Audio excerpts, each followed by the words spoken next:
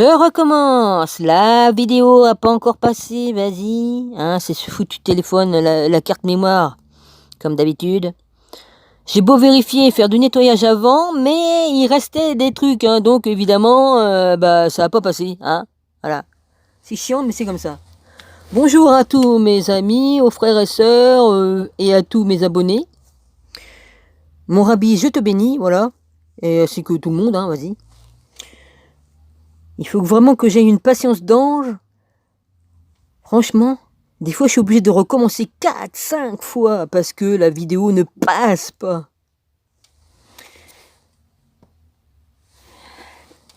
Et la carte mémoire qui est plus conséquente, mon téléphone ne veut pas la prendre. Bon. Et il en a pris un coup dans la tronche, hein, parce que le tiroir il ferme plus. Hein. Là où on met la puce téléphonique. Et les baffes, n'en parlons pas. Hein. Je peux entendre le son avec le casque, mais sans casque ça marche plus. Hein. Voilà. Bah il est mort, hein. Enfin bon, il peut encore servir. Hein. Voilà. Bon, j'ai plusieurs smartphones, hein. Je peux toujours le mettre en route. Hein. J'en ai plusieurs. Hein, le dernier que j'ai acquis, là, c'est la pomme. Ouais, c'est une pomme. Reconditionnée, ouais. Un Apple 6 reconditionné, voilà. Tout peut être reconditionné, hein. Au lieu de jeter, hein. Reprenez des... Même qu'on prend un téléphone de deuxième main, qu'est-ce que ça peut faire, hein, au contraire. Mais ça leur plaît pas, eux, hein, qu'on fasse ça. Ah bah non, ça leur fait perdre de l'argent, ils préfèrent qu'on rachète un téléphone tout neuf. En tout cas, moi j'ai des téléphones de secours. S'il m'arrive une couille, j'ai des puces, une puce que j'ai pas encore mis en route, hein, et j'en ai plusieurs, hein. Donc, vaut mieux prévenir que guérir, comme dirait l'autre, hein. Ouais, c'est ça. Faut que je recommence maintenant. Vas-y. Bon, bah j'y vais, moi. Hein. Alors, sacrifice terrestre au jour de sa chair. Je recommence, hein. Faut pas se laisser faire, hein. Vas-y, on y va. Tout grand prêtre, en effet, pris d'entre les hommes, est établi pour intervenir en faveur des hommes dans leur relation avec Dieu, afin d'offrir dons et sacrifices pour les péchés. J'avais commencé, il était 11h57 pour la première vidéo. Là, il doit être plus tard, puisque là, on doit être arrivé à midi, je sais plus combien, hein, j'ai pas regardé. Je recommence, excusez-moi. Sacrifice terrestre au jour de sa chair. Tout grand prêtre, en effet, pris d'entre les hommes, est établi pour intervenir en faveur des hommes dans leur relation avec Dieu, afin d'offrir dons et sacrifices pour les péchés. Il peut ressentir de la commisération pour les ignorants et les égarés, puisqu'il est lui-même également enveloppé de faiblesse et qu'à cause d'elle, il doit offrir pour lui-même des sacrifices pour le péché comme il l'a fait pour le peuple. Nul ne s'arroge à soi-même cet honneur, on y est appelé par Dieu absolument comme Aaron. De même, ce n'est pas le Christ qui s'est attribué à soi-même la gloire de devenir grand prêtre, mais il l'a reçu de celui qui lui a dit « Tu es mon fils, moi aujourd'hui je t'ai engendré ». Comme il est dit encore ailleurs, tu es prêtre pour Léon, selon l'ordre de Melchisédek. C'est lui qui, au jour de sa chair, ayant présenté avec une violence clameur et des larmes, des implorations et des supplications à celui qui pouvait le sauver de la mort, et ayant été exaucé en raison de sa piété.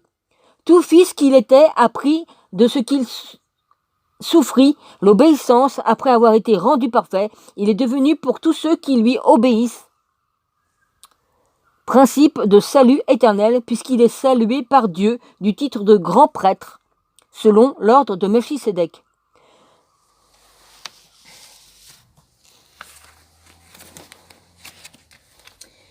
Vie chrétienne et théologie. Sur ce sujet, nous avons bien des choses à dire et difficiles à exposer parce que vous êtes devenus lents à comprendre.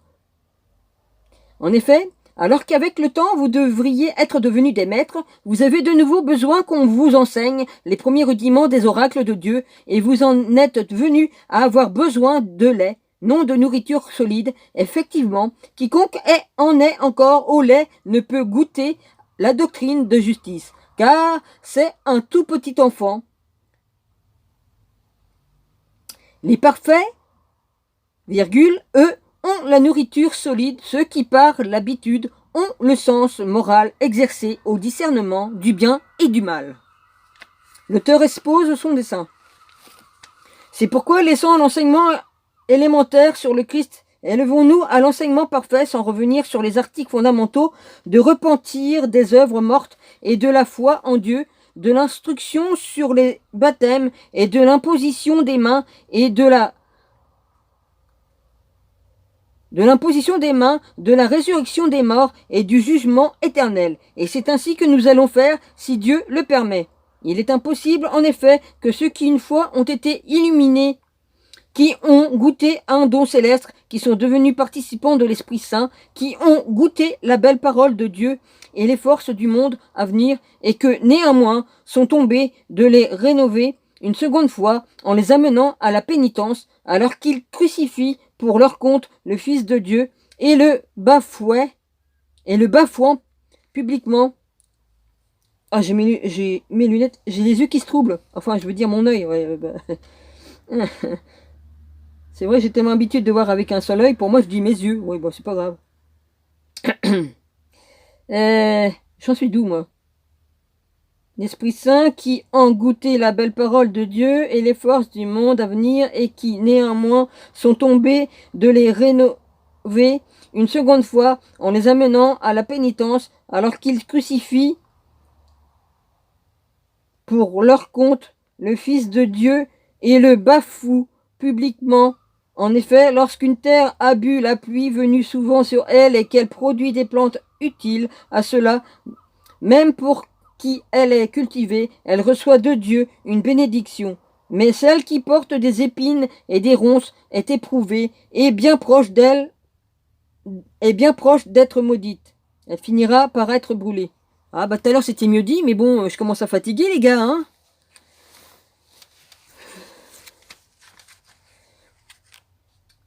Mais quant à vous, bien-aimés, tout en parlant ainsi, nous sommes persuadés que vous êtes dans une situation meilleure et favorable au salut. Car Dieu n'est point injuste pour oublier ce que vous avez fait et la charité que vous avez montrée pour son nom. Vous qui avez servi et qui servez les saints, nous désirons seulement que chacun de vous montre le même zèle pour le plein épanouissement de l'espérance jusqu'à la fin, de telle sorte que vous ne deveniez pas nonchalants, mais que vous imitiez ceux qui, par la foi et la persévérance, héritent des promesses. En effet, lorsqu'il fit la promesse à Abraham, Dieu ne pouvait jurer par... Faut que je tourne la page.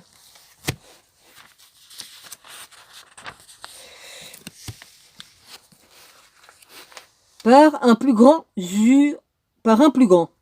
jura par lui-même, en disant, certes, je te comblerai de bénédictions, et je te multiplierai grandement. C'est ainsi qu'Abraham, ayant persévéré, vit s'accomplir la promesse. Les hommes jurent par un plus grand, et entre eux, la garantie du serment met un terme à toute contestation. Aussi, Dieu voulant bien davantage faire voir aux héritiers de la promesse l'immutabilité de son dessein, s'engage-t-il par un serment, afin que par deux réalités immuables dans lesquelles il est impossible à un Dieu de mentir, nous voyons puissamment encouragés, nous qui avons trouvé un refuge, à saisir fortement l'espérance qui nous est offerte.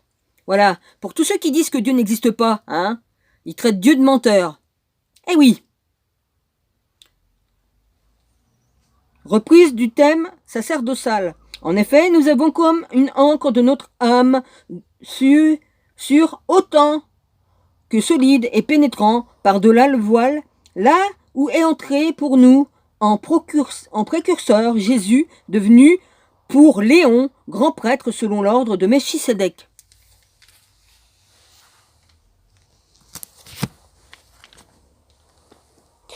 En effet, nous avons connu... excusez-moi. J'étais reparti à relire au-dessus. Le sacerdoce du Christ, suite. Melchisédek, en effet, ce Melchisédek, roi de Salem, prêtre du Dieu très haut, qui se porta à la rencontre d'Abraham, s'en retournant après la défaite des rois, et qui puis j'ai un cil dans l'œil en plus qui m'emmerde. Pas facile. Je vais y arriver. Je vais y arriver. Calme-toi. Tu vas y arriver. Voilà. En effet, ce Melchisédek, roi de Salem, prêtre du Dieu très haut, qui se porta à la rencontre d'Abraham, s'en retournant après la défaite des rois, et qui le bénit, à qui aussi Abraham attribua la dîme de tout, dont on interprète d'abord le nom comme roi de justice, ce qui est aussi roi de Salem, c'est-à-dire roi de paix, qui est sans père, sans mère, sans généalogie, dont les jours n'ont pas de commencement et dont la vie n'a pas de fin, qui est assimilé au Fils de Dieu. Ce Melchisédek demeure prêtre pour toujours. Melchisédek a reçu la dîme d'Abraham. Considérez donc comme il est grand celui à qui Abraham donna aussi la dîme du meilleur butin, lui, le patriarche. Et, à la vérité, ceux des fils de Lévi qui reçoivent la prêtrise ont un commandement selon la loi à propos du prélèvement de la dîme sur le peuple, c'est-à-dire sur leurs frères, qui sont pourtant eux aussi sortis des reins d'Abraham. Mais celui qui n'était pas de leur lignée a levé la dîme sur Abraham, et il a béni le détenteur des promesses. Or, sans aucun doute, c'est l'inférieur qui est béni par le supérieur. De plus, ici, ce sont des hommes mortels qui perçoivent les dîmes, mais là, c'est celui dont on atteste qu'il vit. Enfin, c'est pour ainsi dire Lévi lui-même, lui qui perçoit la dîme, qui se trouve l'avoir payée en la personne d'Abraham, car il était encore dans les reins de son aïeul lorsque le Melchisédek se porta à sa rencontre. Du sacerdoce lévitique au sacerdoce selon l'ordre de Melchisédek. Si donc une perfection était réalisée par le sacerdoce lévitique, car c'est sur lui que repose la loi donnée au peuple, quel besoin y avait-il encore que se présentât un autre prêtre selon l'ordre de Melchisédek et qu'il ne fût pas dit, excusez-moi, je reprends, selon l'ordre d'Aaron, en effet, changer le sacerdoce nécessairement se produit aussi un changement de loi, car celui dont ces choses sont dites appartenait à une autre tribu, dont aucun membre ne s'est jamais occupé du service de l'autel. Il est notoire en effet que notre Seigneur est issu de Juda, tribu dont Moïse n'a rien dit quand il traite les prêtres. Le lion de Juda, ça vous parle ? L'abrogation des prescriptions antérieures. Cela devient encore plus évident si, à la ressemblance de Melchisédek, se présente un autre prêtre qui ne l'est pas devenu selon la règle des prescriptions charnelles, mais bien selon la puissance d'une vie impérissable. Ce témoignage, en effet, lui est rendu. Tu es prêtre pour Léon selon l'ordre de Melchisédek. Ainsi se trouve abrogée la prescription antérieure en raison de sa faiblesse et de son inutilité, car la loi n'a rien amené à la perfection et introduite une espérance meilleure par laquelle nous approchons de Dieu. Immutabilité du sacerdoce du Christ. D'autant plus que cela ne s'est pas fait sans serment. Les ordres, en effet, sont devenus prêtres sans serment, mais... Les autres... Faut que je recommence.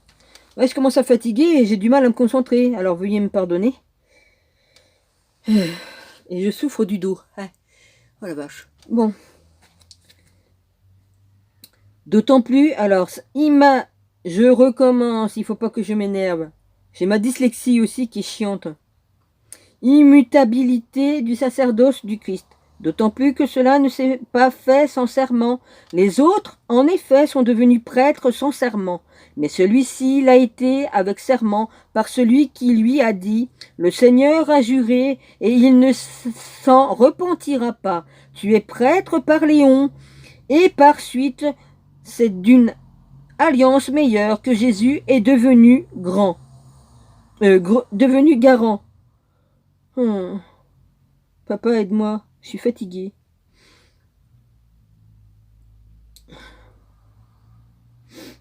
De plus, ceux-là sont devenus prêtres en grand nombre parce que la mort les empêchait de durer. Mais lui, du fait qu'il demeure pour Léon, il a un sacerdoce immuable, d'où il suit qu'il est capable de sauver de façon définitive ceux qui par lui s'avancent vers Dieu, étant toujours vivants pour intercéder en leur faveur. perfection du grand prêtre céleste.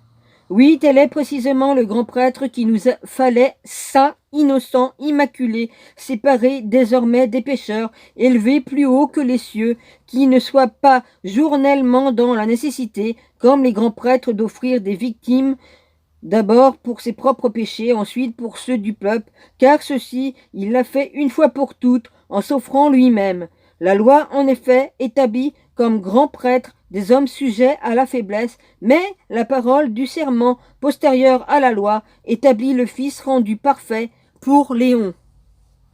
Excursus, la supériorité du culte, du sanctuaire et de la médiation du Christ prêtre. Le nouveau sacerdoce et le nouveau sanctuaire. Un chapitre ajouté à ces discours, nous avons un pareil grand prêtre qui s'est assis à la droite du trône de la majesté dans les cieux, ministre du sanctuaire et de la tente, la vraie, celle que le Seigneur, non un homme,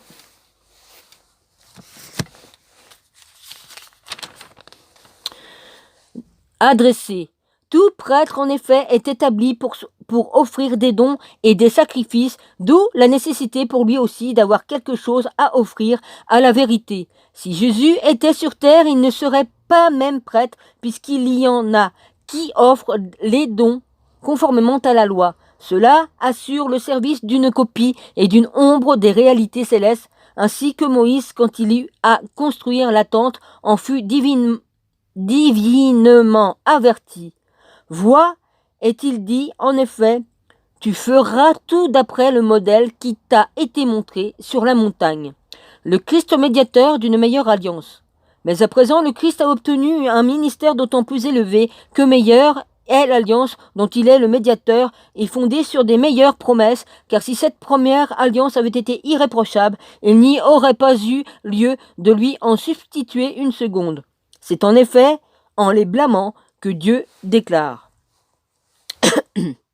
Voici que des jours viennent, dit le Seigneur, et j'accomplirai avec la maison d'Israël et la maison de Juda une alliance nouvelle, non pas comme l'alliance que je fis avec leur père au jour où je pris leurs mains pour les tirer du pays d'Égypte, puisqu'eux-mêmes ne sont pas demeurés dans mon alliance, moi aussi je les ai négligés, dit le Seigneur. Voici l'alliance que je contracterai avec la maison d'Israël après ces jours-là, dit le Seigneur. Je mettrai mes lois dans leurs pensées, je les graverai dans leur cœur, et je serai leur Dieu. Et ils seront mon peuple. Personne n'aura plus à instruire son concitoyen, ni personne son frère en disant « Connais le Seigneur », puisque tous me connaîtront, du petit jusqu'au grand. Car je pardonnerai leurs torts, et de leurs péchés je n'aurai plus souvenance. En disant alliance nouvelle, il rend vieille la première. Or, ce qui est vieilli est vétuste et prêt de disparaître. Le Christ pénètre dans les sanctuaires célestes. La première alliance, elle aussi, avait donc des institutions cultuelles ainsi qu'un sanctuaire, celui de ce monde. Une tente, en effet, la tente antérieure avait été dressée là où se trouvait le chandelier, la table et l'exposition des pains. C'est celle qui est appelée le Saint. Puis, derrière le second voile, était une tente appelée Saint des Saints, comportant un autel, des parfums en or et l'arche de l'Alliance entièrement recouverte d'or, dans laquelle se trouvait une urne d'or contenant la manne, le rameau d'Araon qui avait poussé et les tables de l'Alliance. Puis, au-dessus, les chérubins de gloire couvrant d'ombre le propitiatoire. Ce n'est pas le moment de parler de tout cela en détail.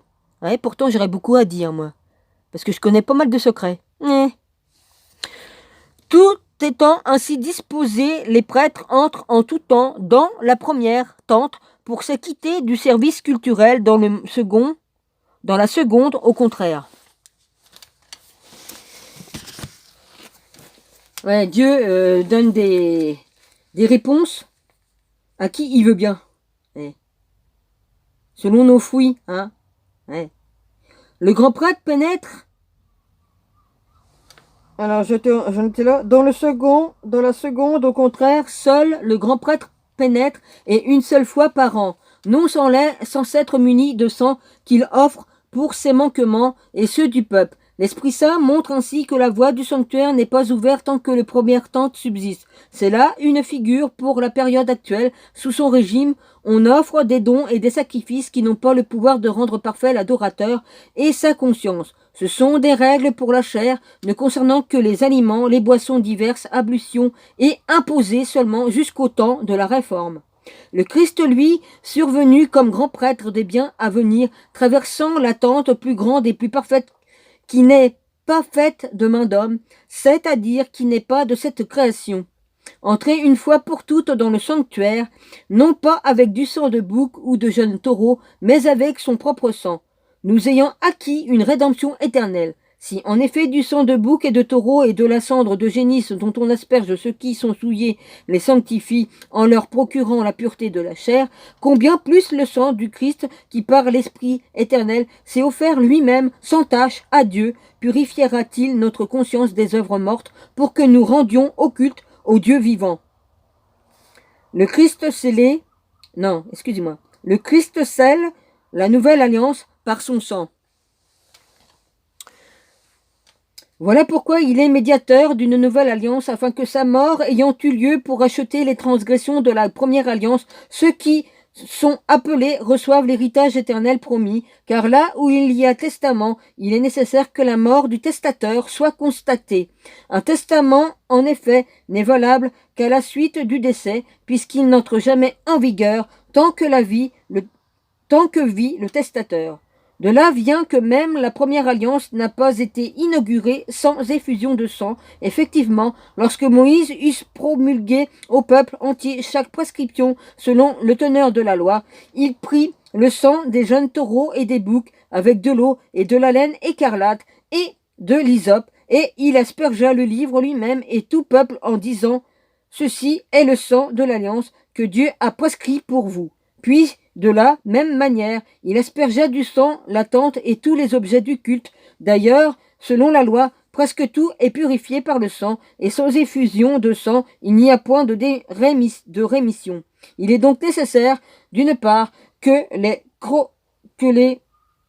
les copies des réalités célestes soient purifiées de cette manière. D'autre part, que les réalités célestes elles-mêmes le soient aussi, mais par des sacrifices plus excellents que ceux d'ici-bas.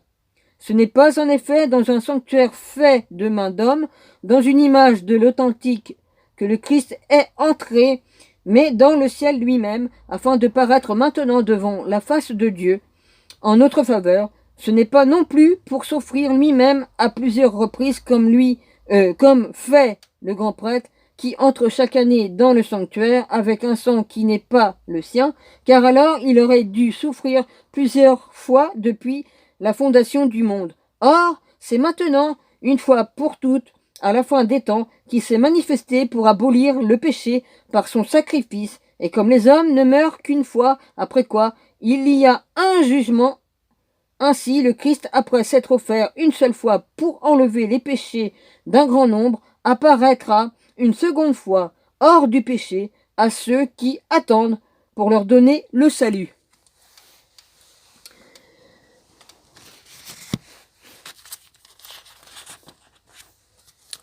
Voilà. Le sacerdoce du Christ final. Inefficacité des sacrifices anciens. N'ayant en effet que l'ombre des biens à venir, non l'image même des réalités, la loi est absolument impuissante avec ses sacrifices, toujours les mêmes, que l'on offre perpétuellement d'année en année à rendre parfait ce qui s'approche de Dieu. Autrement, n'aurait-on pas cessé de les offrir, puisque les officiants de ce culte purifié, une fois pour toutes, n'auraient plus conscience d'aucun péché. Bien au contraire, par ces sacrifices eux-mêmes, on rappelle chaque année le souvenir des péchés. En effet, du sang de taureau et de bouc est impuissant à enlever des péchés. C'est pourquoi, en entrant dans le monde, le Christ dit « Tu n'as voulu ni sacrifice ni oblation, mais tu m'as façonné un corps, tu n'as agréé ni holocauste, ni sacrifice pour les péchés. Alors j'ai dit, voici je viens. Car c'est de moi qu'il est question dans le rouleau du livre, pour faire, ô Dieu, ta volonté. » Il commence par dire, sacrifice, oblation, holocauste, sacrifices pour les péchés, tu ne les as pas voulus ni agréés, et cependant ils sont offerts d'après la loi. Alors il déclare, voici je viens pour faire ta volonté. Il abroge le premier régime pour fonder le second, et c'est en vertu de cette volonté que nous sommes sanctifiés par l'oblation du corps de Jésus-Christ, une fois pour toutes. Merci papa et amen, que ceux qui ont des oreilles les ouvrent et entendent. Efficacité du sacrifice du Christ. Tandis que tout prêtre se tient debout chaque jour officiant en offrant maintes fois les mêmes sacrifices qui sont absolument impuissants à enlever des péchés, lui au contraire ayant offert pour les péchés un unique sacrifice, il s'est assis pour toujours à la droite de Dieu, attendant désormais que ses ennemis soient placés comme un escabeau sous ses pieds, car par une oblation unique, il a rendu parfait pour toujours ceux qui sanctifient. Or l'Esprit Saint, lui aussi, nous l'atteste, car après avoir déclaré « Telle est l'alliance que je contracterai avec eux », après ces jours-là, le Seigneur dit « Je mettrai mes lois dans leur cœur, et je les graverai dans leurs pensées. Ni de leurs péchés, ni de leurs offenses, je ne me souviendrai plus. Or, là où les péchés sont remis, il n'y a plus d'oblation pour le péché. » Transition. Ayant donc, frères, l'assurance voulue pour l'accès au sanctuaire par le sang de Jésus, par cette voie qu'il a inaugurée pour nous, nouvelle et vivante, à travers le voile, c'est-à-dire sa chair, est un prêtre souverain.